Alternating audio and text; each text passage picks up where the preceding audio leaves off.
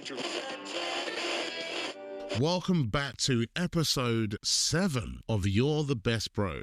And this week on the podcast, we have gone to ChatGPT and asked it, what makes a good friend? Ooh, I'm interested to know. Right. Just for clarity, I've not read these yet. Right. I'm going to read out the attributes and we're going to give ourselves an honesty score of 1 to 10. Let's get it in a kind of spreadsheet. You're such an accountant. Attribute number 1 is reliability. Ooh, reliability. Reliability. You can count on them to show up, not just when it's fun, but when it's hard. On a scale of 1 to 10, where would you sit on reliability? So, quick question. So, does reliability consider if you said you were going to do it? Of course. So let's say you haven't said you were going to do it. I never said I was going to do it. Give me an example. The fact that you're looking for loopholes in your friendship. I didn't say I was going to do it. So if a friend came to you and go, oh, like, could you help me with something? I've never said I was going to do it. Do you know what this is like? This is when someone goes, yeah, but I didn't promise I'd do it. Yeah, so what it is, I won't say I'm going to do something and not do it. If I say I'm doing it, I'll do it. I think I'm pretty consistent. I know what I'm willing to do and what I'm not willing to do. Yeah. I'll never say, yeah, mate, I'll do that for you, and then let someone down. You instantly started this with loopholes. No, so what I tend to do is I went with a score straight up in my head. I then wouldn't say, I'm going to do that for you. So, for example, I've got going on a stag do in a few weeks' time. I offered lift services to the airport. I am 100% making sure my friends get to the airport. There's no doubt about that. They can rely on me to get them to the airport. That is what's going to happen. Yeah, but that also serves you. We went for a number. 1 to 10. The moment I read it, reliability, realistically, and I say honestly, I put myself as a 7 because I like to say that I will do the things I say I'm going to do. If I can't... So you've got to do the things you say you're going to do, but what about doing things that you haven't said you're going to do? That's what I'm trying to find out. How is that a thing? So someone go, I'm moving house. I'm having that what my friends did for me. So I'm moving house. I'm having trouble. Who's someone who I could depend on to help me here? You know what I mean? So you haven't said I'll help you. You never made this declaration, mate. If you're ever in trouble, I'll help you out. No, they've called you. We're losing points. They've called you and gone, "Hey, mate, can you help me move house?" You're a 5. Is that reliability? You're a 5. Because that is reliability, isn't it? It's like if you call AA, you didn't tell AA you're going to call them, but if they're a reliable service, they'll all go, I will be there in 30 minutes. The fact that there's caveats, you've got terms and conditions, you just compared your friendship to the AA breakdown service. Yeah, that's reliability. So some stuff isn't covered. Yeah. Yeah, friend phones you up. Can you help me move? Mate, I'm looking, but your subscription... Yeah, that's not covered, mate, I'll be honest. You're already on the silver package. I've got a high score if I said I'm going to do it. I think I've got pretty low score. No, you're getting one number. So 5. Thing is, when you started speaking, I was like, this dude's a 6, and you lost points. Right, the next one's honesty. That one, I think you get a good score because I feel like you would tell this to that person. Yeah, I feel quite honest as friends. So I'm going to give myself an 8. See, I'm going to give myself an 8 as well. Right. I'll always try and be not as brutally honest, just as honest as you don't need to tell, everyone goes, oh, all I want is honesty. No, you don't. You don't want constant honesty. No, you don't need to know everything. No, I think there's a difference between honesty and transparency. Yeah, see, my wife is transparently honest. It's almost to a level of learning difficulty where she's like, I don't know why they're so upset. I was like, are you on the spectrum? Can you hear what you said to them? Why do you think someone would be upset here? No, but it's true. I know it's true. They're probably upset because they know it's true. They didn't need to hear that. I find those situations hilarious to watch. I remember there was one year at a Christmas party. I was drunk. Yeah. And there was a kid there who I liked him, but I didn't like him. Right. We had that kind of relationship. And he said to me, I don't know why everyone's always getting on me at work. my immediate response if I ever work with him is because you're shit at your job. Oh, well, there was that. There was that. So at that point, I sat him down and told him everything that had ever been said behind his back. And I told him all the stuff, because he was like, I don't know why. So my brain went, well, tell him. Now you know why, and gave him a list of all the reasons. I don't think I could cope with that. And even as he tries to like walk away, I was like, no. There's more. There's more. Give me a minute. I told him everything. So I do find that hilarious when that happens. Yeah, because my self-esteem wouldn't be able to cope with negative opinions about me that I didn't know about. I've got much better at words, and that's how I can say it. Because I went through, like, not saying anything to saying everything and then going, oh, we can filter. Just dial it back a bit. Yeah. You're still telling the truth. How many times has your child brought you a picture and you have thought, this, even for a child, is shit? It's really bad. I don't know what this is meant to be. Yeah. And the interesting thing with having my two, they are so different personality-wise. So my daughter is a perfectionist. Yeah. But she doesn't have the ability or skill to match that perfection. Because she's 4. Like, that's not me digging her out. Yeah. Like, she's like, oh, I want to draw a horse. And then, you know, it doesn't look enough like a horse for her. She's very honest. She can see that's not a horse. So she'll just screw up the paper, get upset, run out the room. Yeah. I don't want to touch a pen ever again. Yeah. So for her, I need to, you know, speak life into her, but have another go again. Come on, you can do that. Yeah.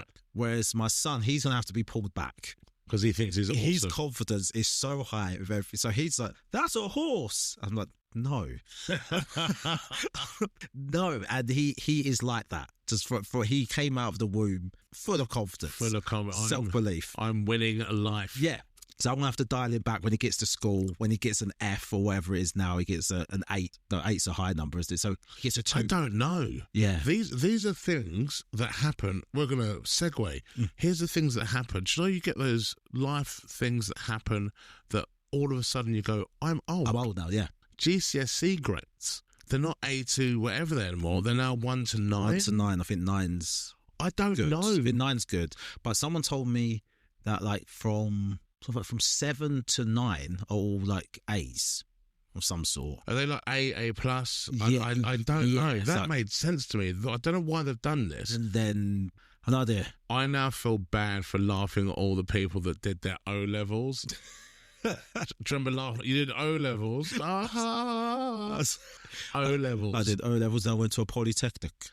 I don't even know what that is. I thought it was a type of plastic. Honesty, I'm going with an 8. That's fair. I'm also quite interested to see our friends that listen to this specific episode what they think about honesty. And come back and go, you're a 3. Where are we sat now? We've gone through reliability and honesty. So I'm up by a point right now. Yeah, by 2 points. Why? How? Because same on honesty. I gave myself a 5 on reliability. Oh, I gave myself a 7 on that one. You're up 2 points. All right, okay. How honest of you. Number 3 is loyalty. I would go, I am fiercely loyal. Loyalty. And right, I'm giving myself a 9 on this because I don't think I'd give myself 10s on anything because no one's perfect. Right, but you're high. I'm going 9 on this. I'm fiercely loyal. Again, the fact that there's a question mark there for you. No, there's no question. I just don't think I'm 9. I don't think I'm 9 on loyalty, but I don't think I'm low. I'm just trying to give myself a fair... See, I would think that you are. From what I've seen and what I've known, I would definitely go with it like you're a very loyal person. Yeah, well, it is. I think I can compartmentalise things. So friendships, relationships, there's loyalty there. Mm-hmm. Commercial agreement, no. Well, the commercial agreement, there's loyalty to yourself. I'm like T's and C's. You're meant to, it's a transaction, so therefore I'm very transactional. You said you were going to do X, you didn't do X, so fuck you. I'm going to do my thing now. And I'm very much like that. And if people interact with me in that space, I'm like, a bit cutthroat. I'm with you. There's nothing wrong with being cutthroat, though. I agree. When it's a business, See, I've got loyalty in business. But if you're following your T's and C's, then it is actually really hard for me to go. You're actually really bad at this, but you are actually doing everything you said you were going to do. Yeah, but even if someone's bad at something, so you think in our game when you see comedians that leave their agent or anything like that, or even someone leaves their job, I think, give that person the opportunity to make it better. So if you've got an issue with your employer, take that issue to them and say, look, I'm not happy about this. Yeah. That's what I think loyalty looks like in that space. I'm not happy about this. This is what I need. Because that person might go, fuck off. Yeah. But if they agree and they go, all right, and they turn it around, then you continue. If they continue to be bad, then you leaving. You've told them. Yeah. And they didn't fix. And now you have to be loyal to yourself. Yeah. So if there is another opportunity, I don't think it's fair that they're angry with you for taking that opportunity. Yeah. Even if the opportunity is huge. I mean, I'm again, fiercely loyal when it comes to loyalty. And if someone has given me because it's mutual, it's partnership with anything. All relationships are based on two of you giving and receiving from each other. And if all the things are being met, then there's no reason to do anything else. If not, that's what happens. Yeah. But even still, so I would consider you a loyal person. I'd go 9 for you. No, I'm gonna give myself 8. I'll give you 9 because you said 9. Well, no, I don't want 9. Why not? Because you're really loyal, and now I just look like a dick. I don't want my 9 now. No, I want 8 now. Don't worry, there'll be other things that I'll go with some really high. What if there's one that tips it over? We'll see. What if I win and by 1 point? Maybe. No, I don't want that now. Did you go back and revise it? You're a 9. Do you want an asterisk next to your? No, I don't want an asterisk. You're not putting a 9 next to yours. No. I'm really annoyed about this. The next one. This could be a trigger for me. The next one's effort. Ooh. Now, I will always put the effort in. I think you, from just our friendship and just working with you, you're a 9 for effort.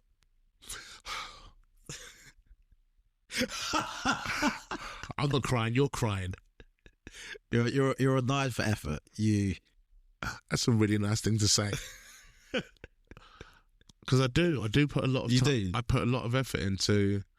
I think a friendship is a privilege, and when someone does, like, I think we've spoken about before. If I don't see it as a burden, I see it as an opportunity to go and help my friend. Right. And it's a nice way. I feel that I get to repay them for the nice things that I know they've done for me. Yeah. But effort is a big thing. Like the things that I find triggering. There's people who I've gone, if I didn't call you, I'm never gonna we'd never speak. Yeah. I sometimes will go through phases where I go, I'm not going to call anyone. Right. And it is always the same people that call me. There's people now that I haven't spoken to for ages. Yeah. Comics, I've not spoken to them for ages. Because I was like, if I don't call you, it's just me calling fizzle, you. Yeah. And the thing that I had to deal with, which isn't easy, but I think it's a matter of acceptance that I think everyone should deal with. Nobody is too busy. Right. They're just too busy for you. Okay. Very, very simple. So show me one person that goes to the toilet without their phone. Yeah. You had time. You'd accept a call from the toilet. I'd accept a call from the toilet. I'd accept a text message from the toilet. There you go, yeah. I didn't rank high enough on your list of priorities. Yeah. And I'm like, that's fine. Now I go, that's fine. Before it used to bother me. See, right. Yeah, I've always been okay with people not calling or texting back or things like that. And I've always tried to default into a position of the reason they haven't called or the reason they haven't called back or the reason they haven't texted is because they're dealing with something. Yeah. That means they can't message me back or call me back rather than, they just don't rate me. Granted, over a period of time, the effort will drop. Yeah. But yeah, my first thing is always, maybe they're going through something. My close friends, if I call them and they don't answer, that never bothers me because I know they will call back. There's enough credit in the account for them. They're going to call back. If I text them, they're going to get back to me. Yeah. Business relationships, I've now stopped chasing. Right. Because I don't like the way it feels. Again, this goes back to the rejection issues. Yeah. That you call and they just don't come back to you. I'm like, I don't do it anymore. Yeah. If they don't want to work, if someone doesn't want to work with me, I'm like, all right, what can you do? Yeah. You can stress about it or you can carry on. No, I give your effort as well is definitely also a 9, especially doing this. Do you know what? I will give myself credit for that, actually. You've ruined it. It's an 8. I cried when you told me. No, for this. You tried to add credit. No, no, because one thing is, I think I do certain things, and I don't think of it as a big deal. Yeah. And then I speak to someone else, and they go, "How do you have time to do those things you've done?" I was like, and in my eyes, go, well, you just got to get it done, haven't you? That's just kind of my attitude to it. But then it's only if I take a kind of little step back and go, I know I've been all over the place. we're both out on there. I'll give myself a 9 for effort. I'll give myself a 9 for something. Well, I gave you a 9, actually. Thank you. I gave you a 9. Oh, right. We're both scoring low on this one. Low. Empathy. No. All right. So empathy. So here's what it's got listed on it. Empathy. They listen without instantly turning it into their story. Right. They try to understand what you're feeling instead of just fixing it. Ooh, that last bit threw me off there. Because it's like an ejector seat. Yeah. Your story is a warning light. Yeah. And my response is, how do I get that warning light off? That's how I feel when someone tells you their problem. I mean, empathy-wise, when it comes to my friends, I'll always listen. I'm pretty good at empathy with friends. Right. In general, day-to-day terms, I'll be honest, I struggle. Yeah. Yeah. Because I've seen worse. And I want to care more. But I'm just like, I find it hard to relate to this thing that you're really upset about. Yeah. So I don't know how to be empathetic to it. So I'm good at understanding. Yeah, I can understand it. I just don't care. But the actual feeling and be able to emote with you and walk with you through that, no. But as like when it comes to my friends, like if you say you've got an issue, then as a friend, your issue's not my issue. Yeah. That's how it works. So if you were like, dude, I need to talk. Yeah. Then I won't say a word. I will just listen and ask questions, because it's not even about me. It's like we said about the advice. Me giving you advice is based on what I would do if I was you in your situation. But I'm not you. Yeah. So all I want to do is listen and help you get to your own decision. Whether I agree with it is irrelevant. Are you happy with what you've thought? Because I always use this story as an example, because, again, when me and my wife talk about these things, when it comes to her empathy, she will do the level above what is the textbook thing to do to be like a good friend in that situation. Right. But I always say, but then the person may not react well to it. Yes. And I always say but that's because that's not what they wanted. Yeah. That's what you would have wanted if you were in their shoes. And I always use this story. So my best mate, his dad passed, and where the bus stop was, he lived across the road from the bus stop that I used to use when we were younger, right? And I remember being at the bus stop and seeing a police car outside his house. Yeah. And in my head, just in my gut, I knew something bad's happened in his house. Like, I think his dad's passed. And I thought, I'm just going to drop him a message. That's all. I'm just going to drop him a message, say, hey, is everyone all right, mate? And he said back, yeah, dad passed away. I just kind of want to be left alone. Yeah. So then I come home after like my day out and stuff, tell my mum. I was like, yeah, like his dad passed away. She's like, why are you here? So what do you mean? So why are you going around to see him? I go, because he said he wants to be left alone. A few days passed, and she's like, Darren, are you really not going to see your friend? I go, no, I sent him a text message after to say, look, mate, when you're ready to talk, I'm here. But I'm going to leave you alone because that's what you've asked me to do. And I didn't speak to my mate. And this is my best mate. Didn't speak to him for about 2 months. And then out of the blue, I got a text message from him going, do you want to go for a drink? And I was like, yeah, sure. And go for a drink. And he goes, Darren, can I just thank you? I go, why? He goes, you're the only person who listened to me. He goes, everyone else, he goes, these two, they were outside my house. He goes, this person rang me, this person texted me. Everyone's asking what they could do for me. He goes, one of my mates like insisted on turning up to like the service and stuff, and all these things, and he was just like, he goes, I just wanted to be left alone. I go, you were the only person who listened. So for some people, they're like, well, no, that wasn't good because you should have been. He didn't know he needed the support. But that's what some people will say. That's for you. And then other people will go, well, no, he said what he wanted very clearly. You listened to him. And I didn't do it callously. I didn't be like, well, fuck you, I'm not going to talk to you. Yeah. Because the moment he said, let's go for a drink, I was like, I can't remember why. I'm not sure if I was free or had anything else planned, but I was like, I'm meeting him for a drink now. So I'm with you on that. That's how I would have done it. If he'd have needed me, I'd have been there instantly. Yeah. And the way that I've done it, because I've had friends that have lost parents. Yeah. And one of my mates, even when she lost her dad, I remember saying, like, I'm going to call you. Yeah. I'm not expecting you to pick up. Yeah. I just want you to know that you're being thought of. If you need me, you let me know. Yeah. There's no right or wrong way to grieve. A lot of things people do, they do for them. Yeah. Empathy. So that's an example. I think I'm not sure if that's classed as empathy or just understanding. I don't know. It's both, really. Empathy, I'm going 5, maybe a 4. I think I'm going to give myself a 5 or a 6. Not high though. The 6 is too high. 5. I think I'm a 5 in empathy. I know, and I know it as well. That's my gut reaction. I know I could be more empathetic with stuff. I probably won't be. Yeah, like I do feel like when I'm being empathetic, at times it's performative.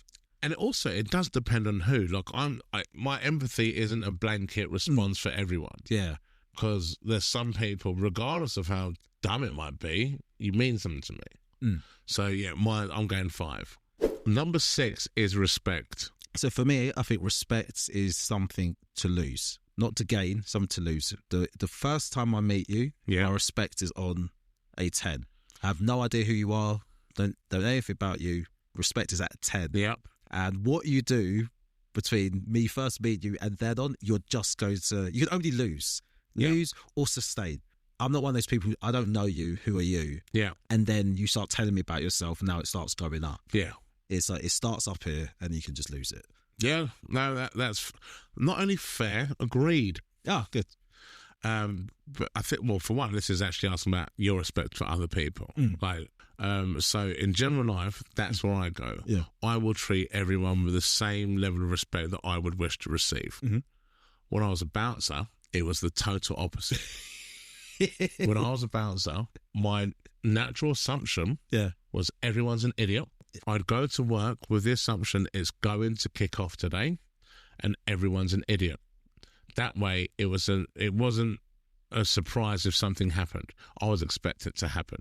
If you come in and I think this guy's an idiot, it's a pleasant surprise when you're not. Yeah.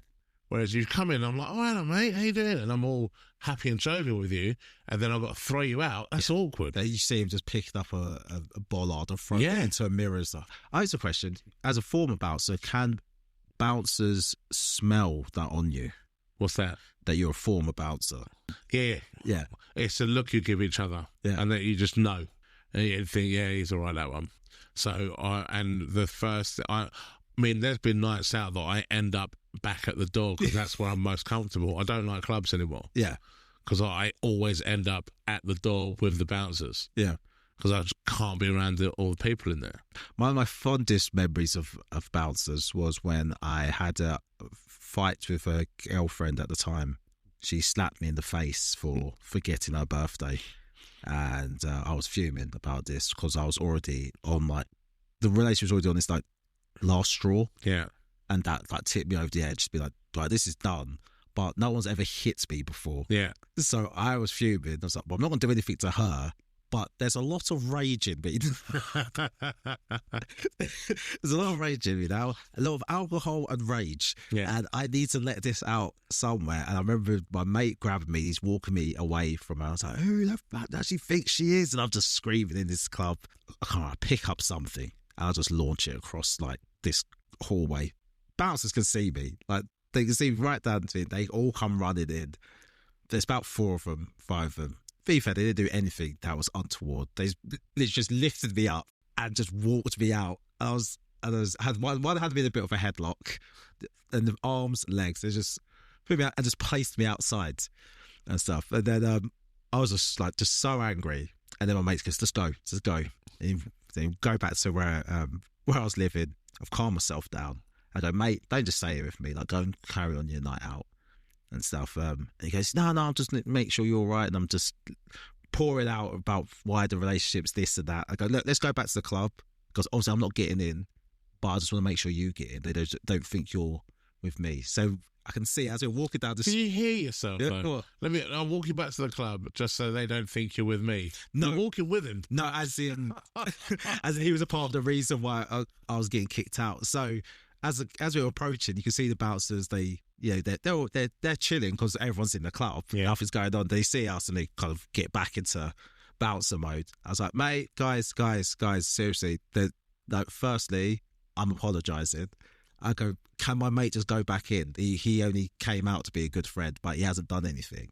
They're like, yeah, sure, we knew that. Of course, you're sober. I'm not. I was like, yeah, sure.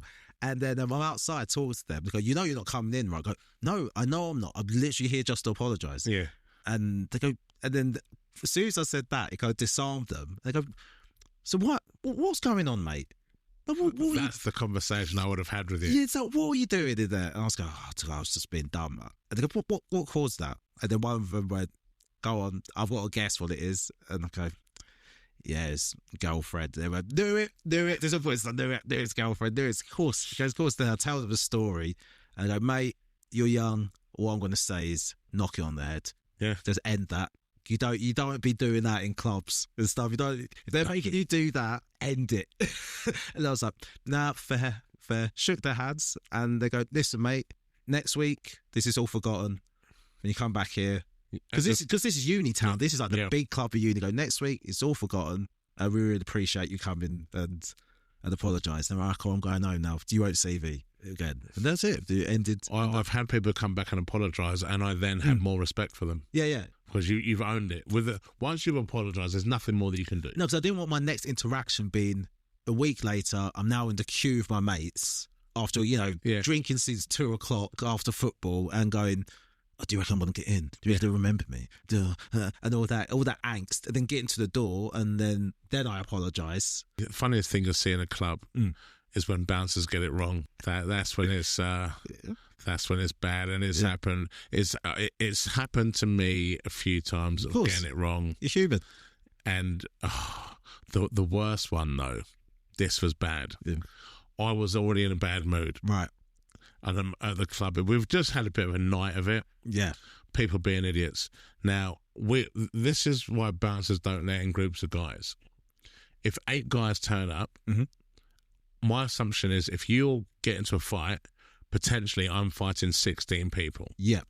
We've got a door team of 6. Yeah. All right. So I'm not going to let anything bigger than a group of 4, you're not coming in. Right. For that reason. Unless you're with couples, because you're less likely to start a fight. Yeah. Is the rationale. It's not perfect, but it's the rationale. And this night, we've just had a night of it. I can see a group of guys walking up from the car park. From the car park was maybe 30 yards as they're walking up. Bear in mind, I'm not wearing glasses at this point, and I definitely needed them. Yeah. I see this group of lads walking up. In my mind, I'm like, they're not coming in. And I start having, I don't know if you've ever done this. You ever start having the conversation in your head before you're having it to prepare yourself? Yeah. And I'm like, right, they're going to say this and I'm going to say this. They're going to try and come in. I'm going to say no. And I can feel myself getting wound up. Because you're 2 minutes into the argument. Yeah. And they're not listening to you. They're not even part of this conversation yet. And then they get, and then I look over, and I'm now looking for any reason to not let him in. One of the boys that's with him, he's all over the place. He's fucked, mate. I'm like, right, they got a drunk kid. Before they got him close, I was like, tell you now, none of you coming in. And then I come in, I was like, no, I don't want to argue with you. None of you coming in. Your mate's fucked. If he comes in, anything happens, I've got the car. You're not coming in. And they're trying to oh, no, please. I was like, look, we'll look after him. So, like, mate, he's fucked. I can't let him in that state. Yeah. And he went, he's got cerebral palsy. Oh, my heart sank. And as he's got closer, I see that, he has. I'm like, guys, do you want to come in? I would have found anything else after. I'm like, well, you're wearing trainers. Those shoes aren't. They're black loafers. No, they'll scuff the floor. My heart sank on that one. was like, yeah, I'll get around and we have it, boys. And they were a lovely bunch of guys. They're out with a guy, so they're accepting much. Yeah. And they came down a few times after that, and that was their running joke. And I was like, I'm the butt of this one. Oh man, that is rough. That is really rough. You know the stick, I got that for a long time. Of course. Deserved as well. Yeah, 100%. That is rough. Right, so respect. What number are you going for on respect? So respect my friends. Yeah, I respect my mates. I'm 9. I'm 9 on respect. I'm going to go for 9 as well. The next one is fun and comfort. They make you laugh. You can be yourself around them, and you don't have to perform. Okay. I'm throwing up a 9 for both. So this is what I provide other people. They feel comfortable just to be themselves. Yeah, I'll give myself a 9. Yeah. No, yeah, I'm going to throw myself up a 9. Yeah, just be you. Yeah, I like all the quirks. Yeah, and what it is as well. Like, I have like people I work with who don't understand when I make a joke about them. Yeah, I'm actually saying, I like that about you. Yeah. So I've got one guy I work with who I laugh at because he is talking about like stereotypes. He is like this is stereotypical, like almost sitcomish, neurotic Jewish man. Yeah. He just worries about everything. Just stuff that you just don't need to worry about. And I just laugh at him all the time, going like, you are just a walking stereotype. You're just like a trope. It's mad. Mate, you just keep on doing these things. You just keep on being so neurotic about stuff. It's like, you're just worried. Like, why are you worried? Like, he came in the other day. He's talking about, I was just terrible. I was binging on the sofa. I could just have a donut from the kitchen. He goes, I can't, man. Yesterday I had a whole tube of Pringles. And then I had a whole like punnet of grapes. And I was like, okay.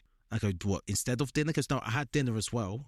I go, was this in bed on the sofa? I was like, this is totally fine. These like, are normal things. I don't know what you say. What's wrong? Because no, I can't, man. I can't. What will people think of me? No one cares. What's wrong with you? The Pringles. Yeah, I was like, be you, be comfortable. But I like him being that worried and neurotic because he is funny. He is a funny person to be around. I think comfort, and I think now he's chilled out when he'll come into my part of the office and just vent, knowing that it's absolute nonsense. I'm going to laugh at the nonsense he's venting about, but he knows I'll come and vent to him. He'll listen to it. I'm going to give myself an 8 on this one. You give yourself an 8? Yeah, because even thinking about it, and this is something that I just conscious of sometimes, because I will present a very sort of straightforward exterior, especially if someone doesn't know me. It's there have been times in the past people have said they found it hard to come and talk to me or to be themselves. Right, people that really know me, it's cool. Yeah. Because everyone knows what I'm actually like. But for other people, sometimes they're just like, not for that. Yeah.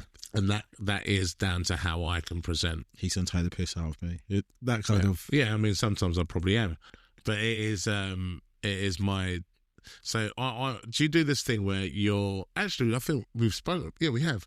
So it's that thing where in my old office, if I took the piss out of you, we were friends. Yeah.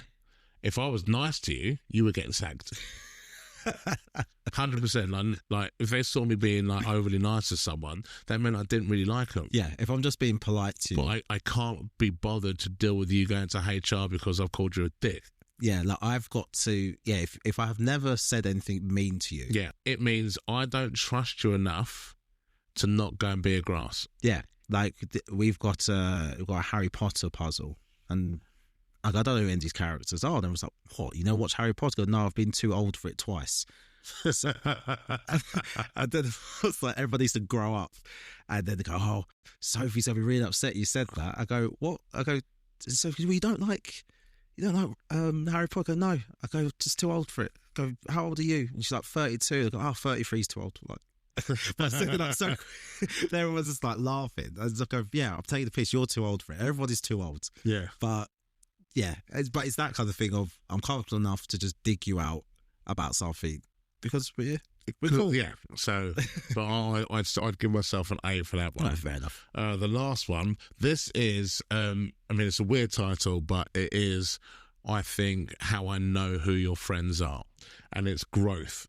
And the way they've done this is they celebrate your wins, challenge you to be better, and they don't get threatened when you evolve. And I think that is the mark of a great friend. It's someone that wants you to win. So you get a big point for this, and I'll put this in comedy terms. There are only, I reckon, 3 or 4 comedians that I will show my material to, Right, I see. before I perform it, to actually get an accurate representation of, does it work? Right. If I told you a bit and you were like, I don't think that works, I'd really look at it, Right. because I know that you're already saying that because you want me to win. Yeah. And I say it to people constantly, surround yourself with friends that want you to win. Yeah. And I've seen comedians when someone's got, you ever been backstage watching someone on the set and someone will have a topper and they won't tell them because they go, I could use that. Yeah, I've seen all that kind of weird competitiveness. And like sometimes I'll see people do material. Let's say the comic is like gay, then this is relevant. Let's say the comedian is gay, and then the person watching isn't. Yeah. So they've got a topper. Yeah. And it's like, you'll never be able to use that joke. Yeah. That joke only works in the context of this person being a gay man telling this story. Granted, your topper on its own is a great joke, but what it is for you, it's literally dynamite for him. Yeah. Give it to him. Give him that joke. That's not your joke. Give it, like, you only came round that thought process hearing him go there. That's the thing I've learned as I've got older. Good friends are the ones that want you to win. Yeah. And we'll don't pull you down as well. Like, I look back now and I go, I'm really fortunate with the friends I've got. Because think how different your life could be with just a different set of friends. Just thought about uni mates. We used to always have, as grads, we always used to have a promotion party. Granted, it was just an excuse just to get... But that's nice though, promotion party. But people would be excited to tell the group, yeah, hey guys, I've just got a new job. Hey guys, I've just got a pay rise. Hey guys, I've just got a promotion. Because they knew they're going to get at least five or six people go, where are we going for a drink? Yeah. And we're just going for a drink. We're just out now because Tom got a pay rise. Yeah. Tom got a promotion. I gained nothing from this promotion. It's not him getting us rounds and he's buying drinks. We're just out now. Yeah, because Tom's got a promotion. More people should do that. Yeah. Promotion parties should be a thing. Do that with your friends. Yeah. Just any small celebrations. Go, yeah, let's go. I think all of these should be celebrated. Like, do all of them. Yeah. Because you don't, there's only, it's a very finite number. I would say very finite. That's an oxymoron, isn't it? You can't have very finite. It's finite. Yeah. Oh, I'm even pedantic to myself. That's fair. Oh, right. So there's finite amount of times that you can go out with your friends. And if you think of how many weeks they've got, someone put this into perspective of how many years you've got left, how many weeks, how many times you reckon you'll go out per week, how many times you'll see your friends for the rest of your life. Right. It's not that many times. No, it's not. So yeah, go with everything. Today we are really good friends. I'm going to go with growth. Yeah. I'm throwing up a 9 there. Throwing up a 9 for growth. Very few things will make me happier than when one of my friends does well at something. I'm trying to think it's not a competition. I'm trying to think if I'd score you a bit more than me on growth for this reason. Mm-hmm. I think you would volunteer advice to someone, whereas I won't necessarily volunteer advice to someone. You see what I mean? Yeah. Like you might just out of the blue go, have you considered doing this? Are you doing this? You check. Are you doing this? I'm like, I haven't thought about that. Whereas I'm more of a thing of, I'll see someone do something, go, oh, you probably could do it like this. Yeah. Or have you thought about that? Whereas you'll just randomly have an idea and go, I'm chucking that to people I care so they can grow. Oh, I want you to do this. Or I want you to consider that because I think that'd be good for you. But you've got the self-awareness of it though. Do you know what, right? Pause. I hate how nice we've been on this conversation to each other. I'll take the 9. Fuck you, Darren. even that. Now I've got to take that back because that's what good friends do. We've been really. This is the nicest episode we've ever had. It's been fun though. It's been. Yeah, it's been fun, but still.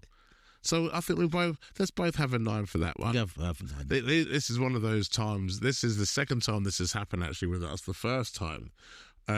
So for the listeners, a couple of years ago at the Edinburgh Fringe, to keep myself busy, if you remember, I thought I'm going to start podcasts, get a couple of comics who are going up there on their first time and having a weekly catch up with them.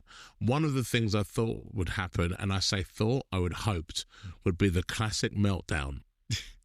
I thought someone's going to melt down and this is going to be a hilarious episode. Because normally, about 10 days in, people have a breakdown.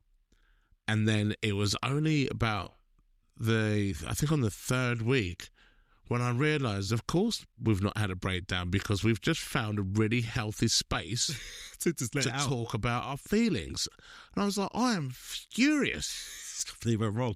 This is not what was meant to happen. Should have been a 1-episode special of week 4. Yeah, that's what I was waiting for. The moment the awards have been announced. Yeah, a montage of people crying is what I want. That's what you should do next. A walk-in clinic.